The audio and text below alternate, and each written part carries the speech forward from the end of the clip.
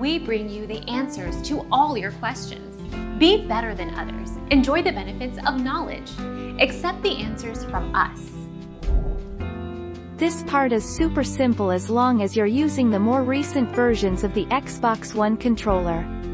These have the 3.5mm headset jack in the bottom, and so to use them, all you have to do is plug the headphones into the controller.